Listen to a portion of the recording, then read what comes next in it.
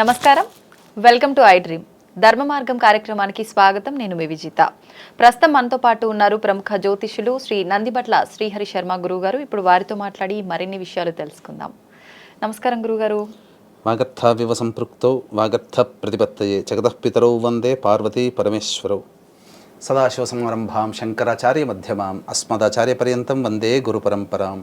ఆదిత్యాయ చ సోమాయ మంగళాయ బుధాయ చ గురు శుక్ర శనిభ్యశ్చ రాహవే కేతవే నమః. శృంగేరి జగద్గురు పీఠాధిపతులకి కంచి పీఠాధిపతులకి నమస్కారములు తెలియజేసుకుంటూ కార్యక్రమాన్ని ప్రారంభిద్దాం. గురుగారు, మనకు శ్రావణ మాసంలో రాఖీ పౌర్ణమి వస్తుంది, రక్షాబంధనం. రక్షాబంధనం అనగానే అక్క చెల్లెళ్ళు, అన్న తమ్ములు, సోదరి సోదర బంధం ఎవరైతే ఉందో అందరూ కూడా రాఖీ పండుగని చాలా చక్కగా వైభవంగా జరుపుకుంటారు. అసలు ఎప్పటి నుంచి మనకి సాంప్రదాయం, ఈ రక్షాబంధనం అనే సాంప్రదాయం వచ్చింది? అసలు ఎందుకు చాలామంది అంటారు మనం ఒకరి మంచి కోరుకొని, ఒక మేలు కోరుకొని ఒక రక్షగా కడతాం దీన్ని అని చెప్పి అంటుంటారు. ఇదంతా నిజమేనా? దాని గురించి అంతా తెలియజేయండి. ఇప్పుడు ప్రస్తుతం చూసుకున్నాం, లాస్ట్ ఇయర్ చూసుకుంటే పలానా టైంకి మాత్రమే రాఖీ కట్టాలి, ఆ టైంలో కట్టింది మాత్రమే లెక్కలోకి వస్తుంది, తర్వాత అసలు పనికిరాదు అని చెప్పి. నిజంగా అలా సమయం కూడా చూసుకొని కట్టుకోవాలంటారా? వాస్తవం మీరు చెప్పిన దాంట్లో అన్నీ కూడాను అక్షర సత్యాలే. అంటే గమనించుకున్నట్లయితే ఇది ఆచారంగా వస్తూ వచ్చినటువంటిది. అయితే మనం గమనించుకుంటే ఈ యొక్క రక్షాబంధనం అనేటువంటిది ఉత్తరాది ప్రాంతం నుంచి మనకు వచ్చినటువంటిదిగా చెప్పబడుతుంది. అసలు మన ఈ తెలుగునాట అనగా ఈ దక్షిణాది రాష్ట్రాలలో ఈ యొక్క రాఖీ పౌర్ణమి అనేది కంటే కూడా ఉపాకర్మ లేదా శ్రావణ పౌర్ణమి అనేటువంటి విధానంతో మనకు ఆచరించే విధానంగా ఉంది. అంటే పూర్వకాలంలో ఈ యొక్క యజ్ఞోపవీత ధారణ కలిగినటువంటి కుటుంబాలలో ఉత్తరాయణంలో ఉపనయన సంస్కారం జరిపించి శ్రావణ పౌర్ణమికి ఆ యొక్క ఉపనయన సంస్కార వ్రతము సమాప్తం చేసి ఉపాకర్మగా దాన్ని చేసి తర్వాత విద్యాలయాలకి పంపేవాళ్ళు. ఈ విధానం అనేటువంటిది ఒక ఆచారంగా ఉండేది. అయితే ఉత్తరాది సంస్కారం నుంచి మనకు ఈ యొక్క రాఖీ పౌర్ణమి అనేటువంటిది వచ్చింది. అయితే ఈసారి వచ్చేటువంటి రాఖీ పౌర్ణమికి గొప్ప విశిష్టత ఉందమ్మా. పౌర్ణమి అంటేనే చంద్రుడు కదమ్మా. చంద్రుడి నక్షత్రం శ్రవణ నక్షత్రం ఆ రోజున ఉంది. ఉదయం 8:03 వరకు ఉంది. అలాగే ఆ రోజు సోమవారం అయింది. అంటే సోమవారం దేనికి సంకేతం? చంద్రుడికి సంకేతం, చంద్రుడికి వారం. అలాగే చంద్రుడి నక్షత్రం శ్రవణ నక్షత్రం. అలాగే పౌర్ణమి తిథి కూడా సంపూర్ణంగా చంద్రుడు 16 కళలతో నిండుగా భాసిల్లుతూ ఉంటాడు. కాబట్టి ఈ యొక్క సోమవారము శ్రవణ నక్షత్రము పౌర్ణమి కలిసినటువంటిది కాబట్టి మహాశ్రావణి అనేటువంటి యొక్క నామంతో కొలవబడుతుంది. ఇంతకుముందు ఎన్నో వచ్చాయి శ్రావణ పౌర్ణమిలో, కానీ ఈ విధమైనటువంటి కలయిక అనేటువంటిది రాలేదు. కనుకనే ఇది అలభ్య పుణ్య తిథిగా మనం చెప్పవచ్చు. అయితే ఈ యొక్క శ్రావణ పౌర్ణమికి సంబంధించినటువంటి గాథలు కనుక మనం చూసుకుంటే 3 గాథలు మనకు కనిపిస్తున్నాయి. ఒకటి ప్రధానమైనటువంటిది, బలిచక్రవర్తి అనేటువంటి ఒక రాక్షస రాజుని సంహరించే క్రమంలో ఎన్నోసార్లు యుద్ధం చేసిన ఇంద్రుడు ఓడిపోతుంటే ఇంద్రుని భార్య అయినటువంటి శచీదేవి తన యొక్క భర్తకి జయం కలగాలనే ఉద్దేశంతో లలితాదేవిని ఉపాసన చేసి లలితాదేవి దగ్గర పెట్టినటువంటి తోరములని రక్షగా కట్టి ఆ శక్తి నీ పక్కన ఉంటుందనే భావన చేసుకుంటూ రక్షగా కట్టి యుద్ధానికి సాగనంపింది. ఆ సాగనంపిన రోజు శ్రావణ పౌర్ణమి. విజయాన్ని పొంది బలిచక్రవర్తిని అపజయం పాలు చేసి విజయాన్ని పొంది ఇంద్రదేవుడు అనేటువంటి వాడు మనకు స్వర్గాధిపత్యాన్ని నిలుపుకున్నాడు. ఇక రెండవ సందర్భంగా చూసుకున్నట్లయితే బలిచక్రవర్తి కూడా అజేయమైనటువంటి విష్ణుభక్తి పరాయణుడు. అతని యొక్క విష్ణుభక్తి పరాయణత్వంతో సాక్షాత్తు విష్ణువునే తన యొక్క నగరానికి రక్షగా పెట్టుకోగలిగే శక్తిని పొందగలిగాడు. వైకుంఠం నుంచి వెళ్ళిపోయినటువంటి ఆ విష్ణు భగవానుడు జాడ తెలియక లక్ష్మీదేవి భాసిల్లుతూ ఉంటే అప్పుడు బలిచక్రవర్తి దగ్గర ఉన్నటువంటి విషయాన్ని తెలుసుకొని సాధారణమైనటువంటి గృహిణిగా వెళ్ళి ఆ యొక్క బలిచక్రవర్తికి రక్షగా కట్టి నా భర్తని నాకు ఇవ్వుగా అని చెప్పి రక్షగా కట్టింది. అంతటా వచ్చిన అమ్మాయి సాక్షాత్తు మహాలక్ష్మి అని భావించి తిరిగి ఇచ్చినటువంటి వాగ్దానం చేత మళ్ళీ విష్ణు భగవాన్ని లక్ష్మీదేవికి ఇచ్చి పంపించారు. ఆ రోజు శ్రావణ పౌర్ణమి. అందుకనే రక్షగా కట్టేటప్పుడు ఏం చదివింది ఆ లక్ష్మీ అమ్మవారు అంటే ఏన బద్ధో బలో రాజు అని చెప్పి మనకు ఈ యొక్క సంస్కృత శ్లోకం ఉంటుంది. కానీ దాని యొక్క మీనింగ్ తెలుసుకొని కనుక మనం సోదరుని కనుక రక్షగా కడితే చాలా ఫలితం ఉంటుంది. ఏముంటుంది? బలిచక్రవర్తి అంతటి రాక్షసుడి యొక్క శక్తిని బంధించిన దానా అంటే ఆ యొక్క తోరం కట్టడం వల్ల ఆ యొక్క బలిచక్రవర్తి శక్తిని ఆపగలిగింది ఆ తోర ప్రభావం. అటువంటి బలిచక్రవర్తి యొక్క శక్తిని నీవు బంధించగలిగినావు. అటువంటి రక్ష నా సోదరుడికి ఇవ్వు, నా భర్తకివ్వు, నా శిష్యుడికి ఇవ్వు, నా స్నేహితుడికి ఇవనే భావంతో కట్టుకుంటారు. అయితే మనం సాధారణంగా ఈ రాఖీ పౌర్ణమి అనేటువంటిది కేవలం ఈ సోదర సోదరి ప్రేమకి చిహ్నంగా మనం చూసుకుంటాం. కానీ మనకు ఉన్నటువంటి గాథలు అయితే ఎవరైనా కట్టవచ్చు. ఇంకొక విధానంగా చూసుకున్నట్లయితే గాథలలో శిశుపాలుని సంహరించే క్రమంలో సుదర్శన చక్రాన్ని ప్రయోగించినప్పుడు కొంత గతి తప్పి ఆ యొక్క చూపుడు వేలికి దెబ్బ తాకుతుంది. అంతటా రక్తం కారుతుంటే అక్కడ ఆ సభలో రాజసూయ యాగం జరుగుతున్నటువంటి సభలో ఆ యొక్క ద్రౌపదీదేవి చూసి చటక్కున లేచి తనకున్నటువంటి చీర కొంగుని చింపి కట్టుగా కట్టిందట. అంతటి దయాహృదమైనటువంటి ఆ ద్రౌపది హృదయాన్ని చూసి చెలించిపోయిన శ్రీకృష్ణ భగవానుల వారు, నీకెప్పుడు నేను రక్షగా ఉంటానమ్మా, ఎప్పుడైనా నువ్వు ఆర్ద్రమైనటువంటి హృదయంతో నన్ను పిలువు, నిన్ను రక్షిస్తాను. ఎందుకంటే పక్కన చెయ్యి తెగి దెబ్బ తాకి రక్తం ఓడుతున్నటువంటి నా యొక్క చూపుడు వేలిని చూసి నువ్వు దయార్ద్రమైన హృదయంతో నీవు ప్రతిస్పందించావు. కాబట్టి నీ ఆర్ద్రమైనటువంటి హృదయంతో నన్ను పిలువు, నేను వచ్చి రక్షించుకుంటానంటే ద్రౌపది మానభంగము జరిగేటువంటి సందర్భంలో, అనగా ద్రౌపది వస్త్రాపహరణ జరిగింది కదమ్మా, ఆ సందర్భంలో కృష్ణుని వేడుకుంటే కృష్ణుడు వచ్చి ఆ చిన్న కొంగు చింపి కట్టినందుకు కాను తన రుణాన్ని తీర్చుకున్నాడు. అంటే ఇక్కడ ఈ 3 గాథలు కనుక మనం చూసుకున్నట్లయితే ఇక్కడ ప్రధానంగా భర్త యొక్క యోగక్షేమాలని కోరి భార్య కట్టవచ్చు, అలాగే స్నేహితుడి యొక్క యోగక్షేమాలు కోరి కట్టవచ్చు, అలాగే సోదరుని యొక్క యోగక్షేమాలు కోరి కట్టవచ్చు, అలాగే శిష్యుడి యొక్క యోగక్షేమాలు కోరి గురువు కట్టవచ్చు. ఇలా ఎవరైనా కానీ ఎదుటి వ్యక్తి యోగక్షేమాలు కోరి కట్టవచ్చు. చిన్నవారైనా కట్టొచ్చా గురుగారు? కట్టవచ్చు పెద్దవాళ్ళకి. ఇప్పుడు సోదరి చిన్నగా ఉంటుంది, అన్నయ్య కడుతుంది కదా, ఈ విధంగా కట్టవచ్చు. అయితే ఈ యొక్క కట్టేటువంటి దానికి సంబంధించి ఈ యొక్క రాఖీ పౌర్ణమిలో ప్రధానంగా ముహూర్తం ప్రధానం. ఎందుకనంటే పౌర్ణమి తిథి ఉదయం 8:03 వరకు ఉంది. తదనంతరం ఆ పౌర్ణమి కాదు, శ్రవణ నక్షత్రం. పౌర్ణమి తిథి రాత్రి 11 గంటల చిల్లర వరకు ఉంది. శ్రవణ నక్షత్రం 8:03 వరకు ఉంది. అంటే ఆలోపే కట్టుకోవాలి కాదమ్మా, దీనికంటూ విధానం ఉంది. తదనంతరం అంటే గత రాత్రి నుంచే భద్రాకరణం అనేటువంటిది వచ్చిందమ్మా. అంటే గురుగారు ఈ యొక్క పంచాంగములు అంటే తిథి, వారము, నక్షత్రము, యోగము, కరణము, ఈ 5 కలిస్తేనే పంచాంగం.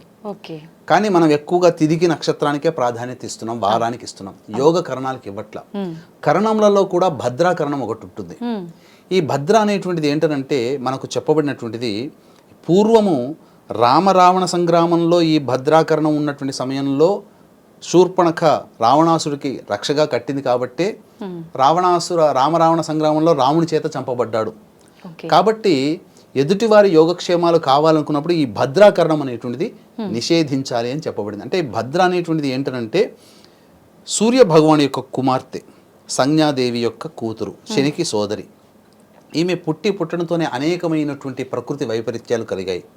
తర్వాత ఈమె అన్ని లోకాల్లో కూడా సంచరిస్తుండేది యథాతథంగా. అన్ని లోకాల్లో సంచరిస్తూ ఉంటే ఆమెకేంటంటే ఆమెకున్నటువంటి వరగర్వం ఏంటంటే ఆమె ఎక్కడ ఉంటుందో ఆ ఉన్నటువంటి ప్రదేశం అంతా కూడాను కరువు కాటకాలు కానీ, దుష్ప్రభావాలు కానీ, చెడు సంఘటనలు జరగడం కానీ ఉంటుంది, శుభాలంటూ ఉండవు. కాబట్టి ఈ యొక్క భూలోకంలో స్వేచ్ఛగా సంచరిస్తే ఈ భూలోకంలో శుభమే అంటూ ఉండదు. కాబట్టి బ్రహ్మదేవుడు ఏం చేశాడంటే నీకంటూ ఒక సమయాన్ని కేటాయిస్తున్నాను, ఒక కరణంలో ఒక ప్లేస్ని నేను ఏర్పాటు చేస్తున్నాను, ఆ సమయంలో మాత్రమే నీవు ఉండు, తద్వారా ఎవరైతే శుభకార్యాలు చేసుకుంటారో వాళ్ళ శుభకార్యాలను చెడగొట్టమ్మా, నీకు ఆ శక్తి ఉంది కాబట్టి ఆ సమయంలో నువ్వు చెయ్యని చెప్పి వరం ఇచ్చాడు. ఆ విధంగా భద్రాకరణం ఉన్నటువంటి సమయంలో ఎటువంటి శుభకార్యాలు చేయకూడదు. అయితే ఈ రాఖీ పౌర్ణమి భద్రాకరణంతో సహా వచ్చింది. ఎప్పటి వరకు ఉంది? మధ్యాహ్నం 1:38 వరకు ఉందమ్మా భద్రాకరణం. కాబట్టి ఈ సమయం వరకు కూడా మనము కట్టకూడదు. కాబట్టి ఏ సమయంలో కట్టాలి అని అంటే దీనికి ఒక విధానం కూడా ఉందమ్మా. కాబట్టి ఆ రోజున దుర్ముహూర్తము ఉదయం 12 గంటల చిల్లర నుంచి 1:15 వరకు ఉంది. మళ్ళీ తిరిగి 3 గంటల 3 నిమిషాల నుంచి 3:54 వరకు ఉంది దుర్ముహూర్తం. కాబట్టి కట్టకూడదు. భద్రాకరణం ఏమో 1:35 వరకు ఉంది. మరి ఆ సమయం వరకు కట్టకూడదు. మళ్ళీ ఈ యొక్క దుర్ముహూర్తం అనేటువంటిది 3 గంటల చిల్లర ఉంది. 3:15 నుంచి 3:54 వరకు ఉంది. మరి ఏ సమయంలో కట్టాలి అని అంటే దీనికంటూ కూడా మనం శాస్త్ర ప్రమాణాన్ని అనుసరించి కొంత సమయం అనేటువంటిది తీసుకున్నాం. ముఖ్యంగా హోర బాగుండాలి, ఆ కట్టే సమయానికి లగ్నం అనేటువంటిది చాలా చక్కగా ఉండాలి, అంటే అష్టమ శుద్ధి అనేటువంటిది ఉండాలి. దీనికంటూ కూడా ఒక విధానం ఉందమ్మా. ఆ విధానాన్ని అనుసరించి గనక ఏ సోదరి అయితే, ఏ స్నేహితురాలైతే, ఏ యొక్క గురువైతే, ఏ యొక్క భార్య అయితే తన వాళ్ళకి కడుతుందో వాళ్ళకి ఖచ్చితంగా దైవానుగ్రహం కలుగుతుంది. కాబట్టి దైవానుగ్రహాన్ని అందించే విధి విధానాన్ని మనం తెలుసుకుందాం. ముఖ్యంగా వీక్షించేటువంటి ప్రేక్షకులకి ఈ నెల 17వ తారీఖు రోజున, 31వ తారీఖు రోజున శని త్రయోదశులు ఉన్నాయి. కాబట్టి సంధ్యా సమయంలో సాయంత్రం 4 గంటలకి ఈ యొక్క సంబంధించి మా పీఠమాధ్వర్యంలో వృషభ, మిథున, కర్కాటక, సింహత్తుల, వృశ్చిక, మకర, కుంభమీన రాశిలో జన్మించిన వారికి శనిదోష పరిహారార్థమే శనీశ్వర హోమం, అఘోర పాశుపత మంత్ర హోమంతో పాటు విద్య, వివాహ, ఉద్యోగ, దాంపత్య, అనారోగ్య సమస్యల నివారణకి 18 రకాల హోమాలు కేవలం 1500 రూపాయల రుసుముకి చేయించడం జరుగుతుంది. అలాగే ప్రతి నెల మా ఆధ్వర్యంలో జరిగే కార్యక్రమాల్లో మీ కుటుంబ సభ్యుల గోతనామాలు నమోదు చేసుకోవచ్చు. అవకాశం ఉన్న వాళ్ళు కార్యక్రమ తదనంతరం కాంటాక్ట్ చేయవచ్చు. ఇక మనం విధి విధానాన్ని కనుక చూసుకున్నట్లయితే పౌర్ణమి తిథి ఆ రోజున ఉంది. శ్రవణ నక్షత్రం ప్రధానం కదమ్మా.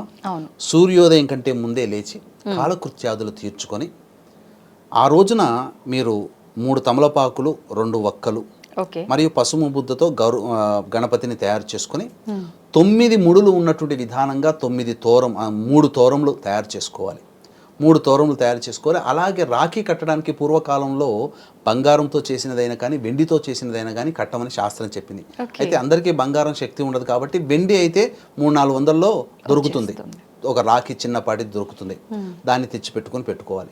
పెట్టుకొని ఏ స్త్రీమూర్తి అయితే ఎదుటివారి యొక్క యోగక్షేమాలు కావాలని కోరుకుంటుందో ఆ స్త్రీమూర్తి లలితా సహస్రనామము కానీ, గౌరీ సహస్రనామము కానీ, లేదా లలితా త్రిశతి కానీ, దుర్గా సహస్రనామ పారాయణంతో ఆ తోరములని, రాఖీని పూజ చేయాలి. ముందుగా గణపతి యొక్క అనుగ్రహం తీసుకోవాలి. ఆ పూజ చేసిన తర్వాత 8 గంటల లోపల పూర్తి చేసుకోవాలమ్మా. చేసుకున్న తర్వాత ఇక ఏ సమయంలో రాఖీ కట్టాలి అని అంటే మధ్యాహ్నం సమయంలో శుభ సమయం ఉంది కాబట్టి అప్పుడు మీరు ఎవరినైతే రాఖీ కట్టాలనుకున్నా వారిని ఇంటికి సాధారణంగా ఆహ్వానించండి. వారికి ఇష్టమైనటువంటి వంటకాలు, భోజనం అనేటువంటిది ఏర్పాటు చేయండి. భోజనం ఏర్పాటు చేసిన తర్వాత అప్పుడు తూర్పు ముఖంగా ఆ వ్యక్తి కూర్చోవాలి. సోదరుడా, భర్త, శిష్యుడా, స్నేహితుడా, తూర్పు ముఖంగా కూర్చొని అప్పుడు ప్లేట్లో 2 ఒత్తులు వేసినటువంటి దీపపు కుందులు, 2 కుందులు తయారు చేసుకోవాలి. నువ్వుల నూనె వేసి లేదా ఆవు నెయ్యితో దీపారాధన చేయాలి. అలాగే తమలపాకు, 2 వక్కలు కూడా పెట్టుకోవాలి. అందులో పెట్టుకున్న తర్వాత అప్పుడు భోజనం అంతా అయిపోయిన తర్వాత ఈ విధమైన ప్రక్రియ చేయాలమ్మా. చేసిన తర్వాత తూర్పు ముఖంగా కూర్చుంటాడు కదా, అప్పుడు ఆ తూర్పు ముఖంగా కూర్చున్నప్పుడు మంగళహారతి అద్దాలి. మనం దీపావళి పండుగ పూజలో హారతులు ఎట్లా ఇస్తామో ఆ విధంగా మంగళహారతులు ఇచ్చిన తర్వాత అప్పుడు ఒక పోక చెక్క తీసుకోవాలి. తీసుకొని కుడివైపు నుంచి ఎడమ వైపుగా అతనికి ఉన్నటువంటి దిష్టి పోవాలనే ఉద్దేశంతో తిప్పి ఆ ఒక్క పక్కకు పెట్టేయాలి. ఇంకొక వక్క తీసుకొని మళ్ళీ ఎడమ వైపు నుంచి కుడివైపుకి ఇలా తిప్పి ఆ ఒక్కని పక్కకు పెట్టేసేయాలి. పెట్టేసిన తర్వాత అప్పుడు సూర్యోదయం తర్వాత మనం పూజ చేసుకున్నారు కదా, ఆ యొక్క 3 తోరములు ఉన్న వాటిని ఆ యొక్క రక్షగా కట్టాలి. ఆ యొక్క గుడి చేతికి కట్టాలి. కడుతూ బలిచక్రవర్తి అంతటి మహాశక్తివంతుణ్ణే బంధించిన ఓ రక్ష, నీవు కూడా నా సోదరుడికి లేదా నా భర్తకి లేదా నా శిష్యుడికి లేదా నా స్నేహితుడికి అంతే శక్తిని ఇవ్వు, అంతటి శక్తిని ప్రసాదించు అని చెప్పే భావంతో కడుతూ తర్వాత తాను తెచ్చినటువంటి వెండి రాఖీని కట్టాలి. కట్టి ఆ యొక్క సోదరుడికి ఇష్టమైనటువంటి తీపి పదార్థాన్ని నోట్లో పెట్టాలి. ఈ విధంగా చేసిన తర్వాత తనకన్నా సోదరుడు పెద్దవాడిన భర్త ఆశీర్వచనం భార్య తీసుకోవాలి, లేదా సోదరుడు పెద్దవాడితే సోదరుని ఆశీర్వచనం. శిష్యునికి కడతాడు కదా గురువు కాబట్టి గురువు ఆశీర్వచనం శిష్యుడు తీసుకోవాలి. స్నేహితులు కాబట్టి ఆలింగనం చేసుకుంటే సరిపోతుంది. ఈ విధంగా చేయాలమ్మా. అప్పుడు తాను ఎవరైతే తనకి రక్ష కట్టారో ఆ రక్ష కట్టినటువంటి వ్యక్తికి కట్టించుకున్నటువంటి వ్యక్తి బహుమానాలు ఇవ్వాలి. ఆ స్త్రీని సంతోష పెట్టాలి. ఆనందపడే విధంగా తనకిష్టమైనటువంటి బహుమానం ఏదైనా తెచ్చి ఇవ్వాలి. ఈ విధంగా చేసినట్లయితే 1 సంవత్సరం పొడుగు ఈ యొక్క శక్తి అందులో రక్షలో ఇమిడి ఉంటుంది. ఎటువంటి దుష్ట శక్తులన్నీ కూడా దరిచేరవు. అంటే అది సంవత్సరం దాకా ఉంచాలా చేతికే? సంవత్సరం దాకా ఉంచుకునే వాళ్ళు, వ్రతాలు చేసే వాళ్ళు ఉంచుకుంటారమ్మా. కొన్ని వ్రతాలు చేసేవాళ్ళు నియమంగా ప్రకారం ఉన్న వాళ్ళు ఉంచుకుంటారు. ఇప్పుడు మీకు కాత్యాయని వ్రతం చేస్తారు కదమ్మా, కట్టినటువంటి తోరము మొత్తం మళ్ళీ వచ్చే సంవత్సరం వరకు కూడా ఉంచుకునే వాళ్ళు ఉన్నారు. కొన్ని వ్రతాల్లో ఆ విధంగా రక్షగా ఉంచుకునే వాళ్ళు ఉన్నారు. కాబట్టి ఇప్పుడు నేను పెట్టుకున్నటువంటిది 2019లో ఉజ్జయినిలో పెట్టుకున్న రక్ష ఇది. ఇప్పటి వరకు మళ్ళీ ఉజ్జయిని పోయినప్పుడే తీసి మళ్ళీ అక్కడ ఇంకో రక్ష పెట్టుకుంటాను. మీరు రక్ష కట్టాలని మీ హ్యాండ్ చూపిస్తుంటే నేను అడుగుదాం అనుకున్నా మీరు ఇన్ని ఎందుకు కట్టుకున్నారని, మీరే చెప్తున్నారు. ఉజ్జయినిలో కాళేశ్వరుని దగ్గర కట్టుకున్న రక్షమ్మ ఇది. కాబట్టి ఖచ్చితంగా ఆ రక్ష ప్రభావం అనేటువంటిది మనిషికి అందుతుంది. ఇవి మనకు తార్కాణాలు రక్ష కట్టడం వల్ల వచ్చిన ఉపయోగాలు. కాబట్టి ఈ విధమైనటువంటి విధానంతో చేయండి. మరి ఏ సమయంలో కట్టాలి? మనం సమయం మర్చిపోయాం కదా. సమయం ఏ సమయం అనంటే 1:03 నుంచి 2:03 వరకు చంద్రహోర ఉంది. తరువాత 3:03 నుంచి 4:03 వరకు గురుహోర ఉంది. మధ్యాహ్నం 2:03 నుంచి 3:03 వరకు శనిహోర ఉంది. శనిహోరలో కట్టకూడదు. మరి 1:35 వరకు ఈ యొక్క భద్రాకరణం ఉంది కదా. ఆ భద్రాకరణం పోయిన తర్వాత 1:39 నుంచి 2:03 మధ్య కాలంలో మీరు రక్ష కట్టాలి. ఈ సమయం రక్షకి కట్టడానికి అనుకూలమైనటువంటి సమయము. 25 నిమిషాలు ఉంటుందమ్మా, చాలు. ఆ 25 నిమిషాల్లో అందులో ఆ సమయం చంద్రహోర, పౌర్ణమి చంద్రుడికి సంబంధించిన తిథి, అలాగే సోమవారము చంద్రహోరలో కడుతున్నారు. మళ్ళీ లగ్నం గనక చూసుకుంటే ఆ సమయానికి వృశ్చిక లగ్నం ఉందమ్మా. వృశ్చిక లగ్నము స్థిర లగ్నము, అంటే ఏం చేసినా స్థిరమై కూర్చుంటుంది. కాబట్టి స్థిర లగ్నము వృశ్చిక లగ్నం అయింది.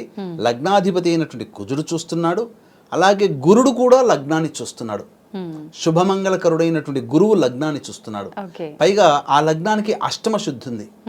అష్టమ శుద్ధి అంటే ఏంటంటే ఏ మంచి పని చేసినా జన్మ లగ్నానికి కానీ లేదా ముహూర్త లగ్నానికి అష్టమ శుద్ధి అనేటువంటిది ఉండాలి. ఉంటే గనక ఆ చేసిన పనికి బలం పెరుగుతుంది, దాని యొక్క ఆయుష్ పెరుగుతుంది. కాబట్టి ముహూర్తానికి ఎంతటి బలం ఉందంటేనమ్మా, సరైన సమయానికి గనక విద్యారణ్య మహర్షుల వారు సూచించిన సమయానికి గనక రాజ్యస్థాపన గనక చేసి ఉంటే ఈనాటికి వారు కూడా రాయల వారి యొక్క వంశంలో మన పరిపాలనలో ఉండేవాళ్ళం. సమయానికి చేయలేదు కాబట్టే అక్కడ ముహూర్త బలము లేకపోవడం వల్ల 400 ఏళ్లే పరిపాలించారు. కాబట్టి ముహూర్తానికి అంతటి గొప్ప ప్రాధాన్యత అనేటువంటిది ఉంది. కాబట్టి వీక్షించేటువంటి ఐడ్రీమ్ ప్రేక్షకులు కూడా 1:35 నుంచి 2:03 మధ్య కాలంలో ఉన్న సమయము అమూల్యమైనటువంటి సమయముగా భావిస్తూ ఆ సమయంలో రక్షగా కట్టండి సోదరుడికి. తప్పకుండా మీకు అన్ని శుభాలు కలుగుతాయని చెప్పడంలో ఏమాత్రం సందేహం లేదు. అప్పుడు తప్పితే మళ్ళీ ఇంకా సమయం లేదా గురుగారు? సమయం అంటూ ఏమీ లేదమ్మా. తర్వాత 3:15 నుంచి ఎలాగో వర్జం ప్రారంభమవుతుంది, మళ్ళీ దుర్ముహూర్తం ప్రారంభమవుతుంది. కాబట్టి 3:03 నుంచి 3:15 12 నిమిషాల మధ్యకాలం గురుహోరలో ఉంటారు. కాబట్టి ఆ సమయం చేయవచ్చు మధ్యాహ్నం. ఇది తప్పితే ఇంకా మళ్ళీ సమయం లేదమ్మా. గ్రహాలు కూడా అనుకూలించాలి కదా, అలాగే కట్టే సమయం కూడా మంచిదై ఉండాలి. ఎలాగో ఇంటికి సోదరుని భోజనానికి పిలుస్తారు, ఆ విధంగా కట్టండి. సంతోషం గురుగారు. నిజంగా అంటుంటారు ముహూర్తము, నేను విన్నంత వరకు లాస్ట్ ఇయర్ అనుకుంటా, ఈ టైం నుంచి ఈ టైంకి మాత్రమే రాఖీ కట్టాలంట, ఆ టైం మించిపోతే కట్టకూడదంట, కీడంట అని చెప్పంటే మీరు మీ చాదస్తం అనే టైప్లో ప్రతి ఒక్కరం కూడా అనుకున్నాం. కానీ ఇప్పుడు మీరు చెప్పింది వింటే అనిపించింది నిజంగా ఇంత బలం ఉంటుందా ముహూర్తానికి అని. చాలా బలం ఉంటుందమ్మా, చాలా బలం ఉంటుంది. కాబట్టి తెలుసుకోలేకపోతున్నాము. ఈ రోజున మీరు చూడండి, భవిష్యత్తులో ఒక మంచి వీడియో కూడా చేద్దాం. ఎందుకంటే ఈ క్రోధినామ సంవత్సరంలో అనేక రకాలైనటువంటి దుష్ప్రభావాలు, ప్రకృతి వైపరీత్యాలు, యుద్ధ వాతావరణాలు పెరుగుతున్నాయి. ఎందుకు పెరుగుతున్నాయి, రేపు వచ్చే మార్చిలో కల్లా ఏ విధమైనటువంటి పరిస్థితులు ఎదురవుతాయి అనేటువంటిది కూడా మనం భవిష్యత్తులో చెప్పుకుందాం. ధన్యవాదాలు గురుగారు. సర్వం శ్రీ ఉమామహేశ్వర పరబ్రహ్మార్పణమస్తు.